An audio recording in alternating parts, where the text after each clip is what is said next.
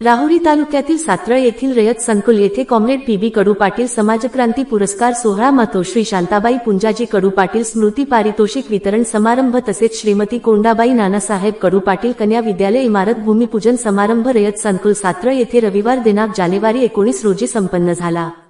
या कार्यक्रमाचे स्वागत व प्रास्ताविक युवा नेते पंकज कडू यांनी केले। उपस्थित मान्यवरांच्या सत्कार सोहळ्यानंतर राज्य पातळीवर शैक्षणिक, सामाजिक, सांस्कृतिक व पुरोगामी चळवळीत उत्कृष्ट काम करणाऱ्या व्यक्तीस दिला जाणारा कॉम्रेड पी.बी. कडू पाटील समाजक्रांती पुरस्कार रयत शिक्षण संस्थेचे मॅनेजिंग कौन्सिल सदस्य व माजी खासदार रामशेठ ठाकूर यांना रयत शिक्षण संस्थेचे चेअरमन चंद्रकांत दळवी यांच्या शुभहस्ते खासदार रामशेठ ठाकूर यांच्या वतीने रायगड जिल्हा काँग्रेसचे अध्यक्ष महेंद्र शेठ घरत यांनी स्वीकारला। कन्या शाळेच्या इमारत बांधकामासाठी रामशेठ ठाकूर यांनी 50 लाखाची व महेंद्र शेठ घरत यांनी 25 लाखाची देणगी प्रदान यावेळी केली। यावेळी मान्यवरांच्या शुभ हस्ते मातोश्री शांताबाई पुंजाजी कडू पाटील स्मृती पारितोषिक वितरण संपन्न झाला।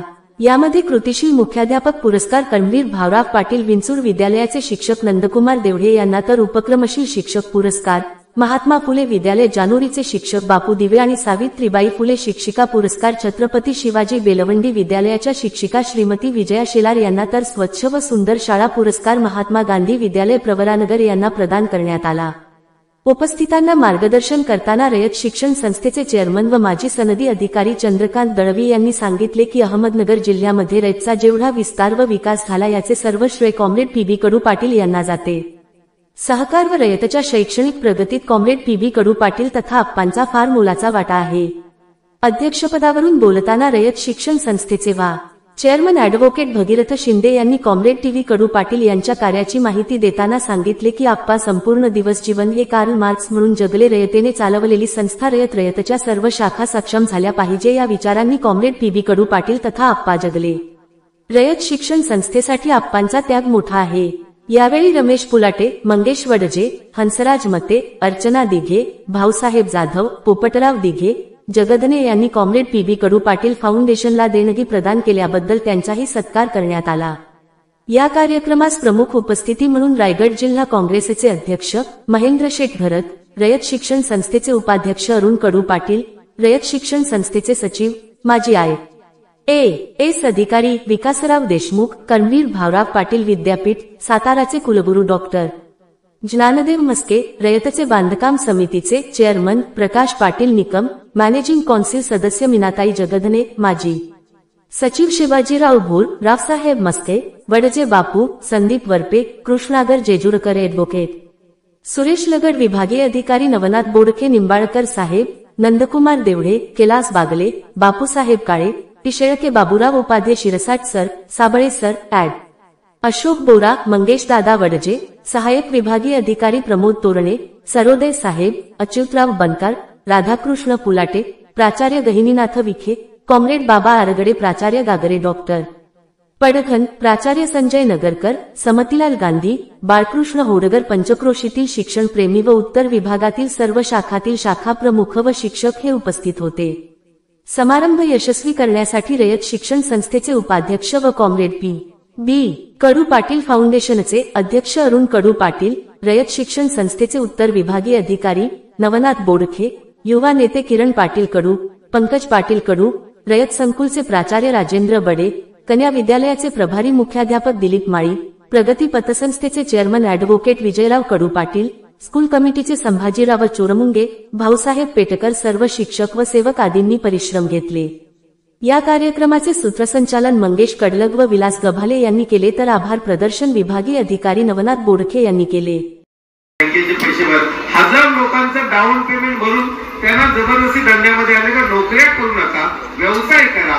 आता आपल्याला डेव्हलपमेंट सुरू झाली आणि तुम्ही सर्व व्यावसायिक झाले पाहिजे, पण हजारो लोक आमच्याकडे डंपर, जेसीबी, पोकलेन किंवा अर्थवर्कसाठी कॉन्ट्रॅक्टर मोठे मोठे झाले, त्याचा आदर्श घेऊन अनेक लोक आज फार मोठे श्रीमंत झालेले आहेत।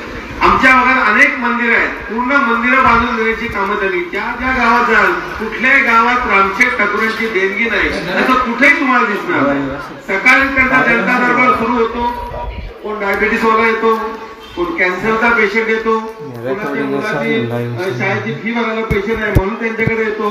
रोजच्या रोज 1,00,000-2,00,000 रुपये कॅश घेऊन त्यांचा पीए बसलेला असतो, येईल तर त्यांच्या दरवाजातून कोणीही कधीही परत जात नाही. गेली 30 ते 35 वर्ष मी सातत्यानं पाहतो. एनडी पाटलांवर विलक्षण प्रेम आणि रयत शिक्षण संस्थेवर एवढं प्रेम आहे तर रयत खऱ्या अर्थानं कोण जगत असेल तर ते रामशेठ ठाकूर साहेब जगत आहे असं बोललं तर बिलकुल वावगं ठरू नये. ज्यावेळेला त्यांना रयत माऊली पुरस्कार मिळाला त्यांना सर्वात जास्त आनंद कधी झाला असेल तर रयत माऊली पुरस्कार त्यांना जेव्हा आपण सातारामध्ये सन्मानित करण्यात आलं पवार साहेबांच्या हस्ते तेव्हा सर्वात त्यांना आनंद झाला. ते आमचे गुरु आहेत. मी मालगावला माझी नोकरी करत होते, तुला जिल्हा परिषदला उभं राहायचं आहे.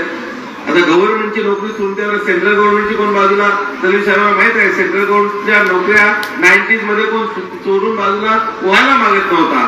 त्याला तू उभा राहिले, तुला मला जिल्हा परिषद मेंबर करायचं आहे. मी बोललेला जिल्हा परिषद मेंबर राजकारणात आणलं त्यांनी, व्यवसायामध्ये आणलं. आता त्यांनी जर सांगितलं देणाराने देत जावे, घेणाराने घेत जावे. त्यांनी आम्हाला सर्वांना फॉरेन मध्ये तुला एक दिवस फोन केला, पासपोर्ट तयार आहे का अजून काढायचा आहे. चला आपण पुढल्या वर्षी आपण युरोपला जायचं, पासपोर्ट तयार करा. आमच्यासारख्या लोकांना नुसतं कार्यकर्त्यांना व्यवसायात किंवा राजकारणात नाही आणले तर रयतला जनरल बोर्डला आम्हाला आले तर रयत शिक्षण संस्थेचं महत्व पटून दाखवलं आम्ही. ज्यावेळेला त्यांचा 1987 साली अशीच आपली शाळा आहे, अशी एक इमारत आमची त्यांचे सासरे स्वर्गीय जनार्दन आत्माराम भगत साहेब यांच्या माध्यमातून आता 50-55 वर्ष झाली बांधलेली होती. पावसाळ्यामध्ये एक वर्गखोली पडली. लकीली दिवसा जर उजेड पडली असती तर 50-60 मुलं त्याच्यामध्ये असतील काय माहिती. त्यांचा अपघात झाला होता. एक 1987 साली त्यांचं नाव नाही, शाळेचं नाव छत्रपती शिवाजी विद्यालय असं असताना त्यांनी त्यांच्या नावाने 1,10,00,000ची इमारत छत्रपती शिवाजी महाराजांच्या नावाने बांधून दिली. अशा प्रकारचे दान सुरता त्यांचे. पुणे कॉलेजला ते चेअरमन असताना, खासदार असताना त्यांनी तिथं 12 एकर जयंतीच्या माध्यमातून पणाली झालेली महाविद्यालयाची इमारत, हायस्कूलची इमारत त्याच्यासाठी जागा तर दिली, परंतु पीआरओ कंपनीला त्यांना 5 कोटी रुपये त्यांना द्यायला लावले, वैयक्तिक 2 कोटी दिले आणि पूर्ण बिल्डिंग त्यावेळेला पुणे कॉलेजची बांधून दिली. आता महाराष्ट्रामध्ये जिथं पण ती एनडी पाटलांची शाळा असू द्या, तात्वांच्या नावानं आपण काढलेली, दळवी साहेबांची असू द्या, कडू पाटलांची असू द्या, कुणाची शाळा असू द्या, ते रयतचा माणूस कोणी गेला त्यांच्या हातातून त्यांच्याकडून खाली हातानं येत नाही. एवढं रयतवर त्यांचं विलक्षण प्रेम आहे. अनेक संस्थांना मदत करतात. स्वतःची संस्था फार मोठी आहे. आता जेबीएसपी संस्था आहे, आमच्याकडे जवळजवळ 30 ते 40 विद्यार्थी आहेत. लॉ कॉलेज आहे, मॅनेजमेंट कॉलेज आहे आणि तरी सुद्धा ती अव्वल दर्जाची 1 नंबरची परंतु नेहमी करतात रयत मध्ये मी होतो म्हणून या संस्थेची मला स्थापना केली. पण माझं प्राधान्य या माझ्या संस्थेपेक्षा या रयतला प्राधान्य असणार आहे. जसं 1,200 कोटी रुपये आतापर्यंत रयत शिक्षण संस्थेच्या सर्व कॉलेज महाविद्यालय यांच्या बांधणीसाठी त्यांनी दिलेले आहे. त्यांचा पुरस्कार घेताना मी त्यांचा चेहरा आहे, आम्हाला हातातून पुढे आणलं. मला एक सांगावं वाटतं की आम्हाला नेहमी अभिमान आहे. मी काँग्रेसचा अध्यक्ष आहे, जिल्हा अध्यक्ष आहे. अनेक तक्रारी वर होतात तर आमच्याकडे तुम्ही एकत्र का असतात. आम्ही सांगतो समाजाच्या भयासाठी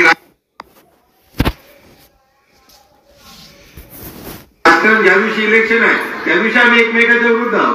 त्या 15 वर्षांमध्ये भाषणं आमच्या एकमेकाच्या विरुद्ध होती, परंतु बाकी वेळेला समाजाचा विकास करायचा असेल तेव्हा ग्रामपंचायतला आम्ही एकत्र असतो, बाकी ठिकाणी एकत्र असतो. म्हणून तुम्ही आमच्या भागात याल, आमची गावं पहा. माझं एक शेलगर गाव मी दळवी साहेबांना सांगितलं गावामध्ये येऊन पहा, कुठलीही facility free of cost Dohale जेवण लोकांचे घरांमध्ये होता.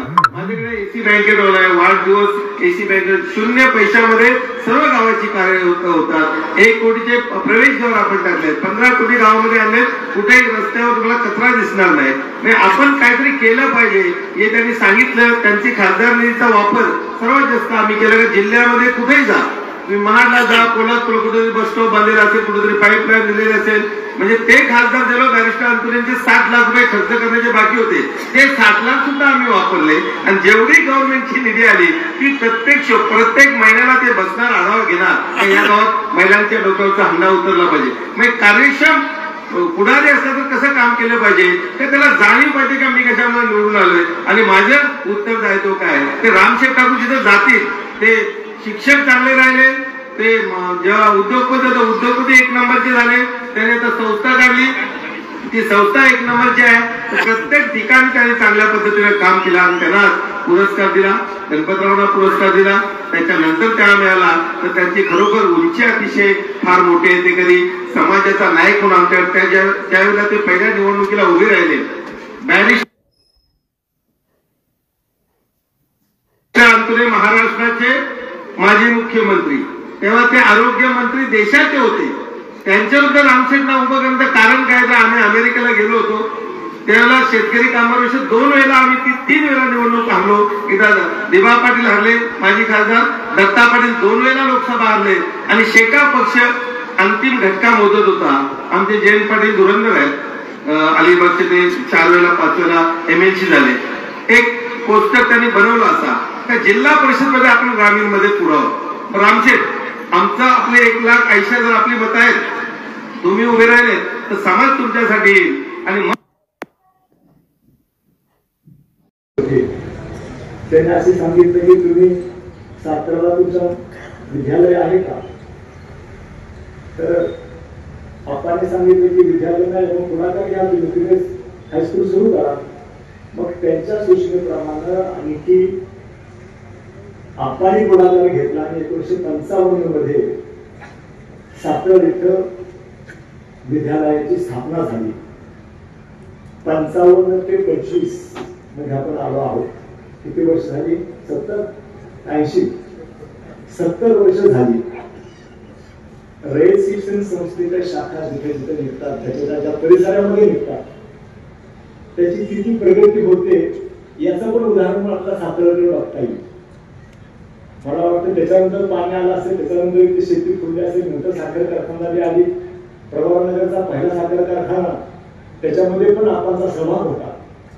आणि मग त्या दिवसापासूनची आजची प्रगती जर काही अहमदनगर जिल्ह्याची बघूया किंवा राहुरी संगमनेर या सगळ्या परिसराची आपण जर का पाहिली तर शिक्षणावर किती परिणाम होतो हे प्रभावनगर आणखी रयत शिक्षण संस्था ह्या सगळ्या परिसरामध्ये जितक्या मोठ्या प्रमाणावर माध्यमिक शाळा, कॉलेजेस आणि उच्च महाविद्यालय आहेत, जर आपण डेन्सिटी ऑफ एज्युकेशनल इन्स्टिट्यूशन असं जर निकम साहेब म्हणायला गेलो तर अहमदनगर जिल्ह्याची डेन्सिटी ऑफ एज्युकेशनल इन्स्टिट्यूशन हा कमी जिल्ह्यामध्ये आपल्याला बघायला मिळेल. आणि म्हणून अहमदनगर जिल्हा हे खऱ्या अर्थानं विद्येचं माहेरघर आहे असं म्हटलं तर चुकीचं होणार नाही. आणि म्हणून या ठिकाणी PB कडू पाटलांच्या पावलावर पाऊल ठेवून अरुण कडू पाटील सुद्धा तितक्याच निरपेक्ष भावनेनं काम करतायत. ते सुद्धा जिल्हा परिषदेचे अध्यक्ष होते 5 वर्ष 97 पर्यंत. अरुण कडू पाटील साहेब तुम्ही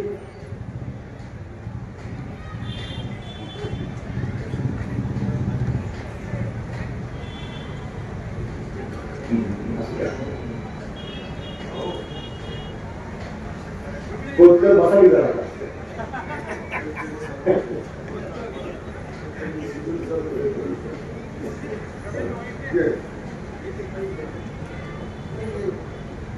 तर अरुण कडू पाटील साहेब आपण 97 पर्यंत जिल्हा परिषदेचे अध्यक्ष होतात 5 वर्ष. आणि मी 2000 मध्ये जिल्हा परिषदेला मुख्य कार्यकारी अधिकारी म्हणून हजर झालो. 3-4 वर्षाचा फरक पडला. पण माझ्या काळामध्ये बरंच कोल्हापूरला काम केलं. तुम्हाला माहिती असेल की 3 मुख्य कार्यकारी अधिकारी जिल्हा परिषदेचे जिल्हा परिषद अहमदनगर अविश्वासाचं ठरावून काढून टाकले होते आणि त्या जागेवर मी जालो होते. आणि मला नंतर ते 4 वर्ष राहता आले. आणि जिल्हा परिषदेमध्ये इथं काम केल्यामुळं अहमदनगर जिल्हा परिषद आणि अहमदनगर जिल्हा अतिशय जवळून पाहायला मिळाला. बाबासाहेब बोस आणि क्षीरसागर जिल्हा परिषदेचे सदस्य त्यावेळेचे राष्ट्रीय मार्गदर्शक आहेत. बाबासाहेब बोस होते, अण्णासाहेब शेलार होते, आवटी साहेब होते आमदार त्यावेळेचे जिल्हा परिषद. तर या सगळ्या जागेवर कडू पाटील साहेबांनी उत्तर विभागाचे अध्यक्ष म्हणून अनेक वर्ष काम पाहिलं आहे. त्याचप्रमाणे आपण पण अनेक वर्ष उत्तर विभागाचं अध्यक्ष म्हणून काम पाहिलेलं आहे.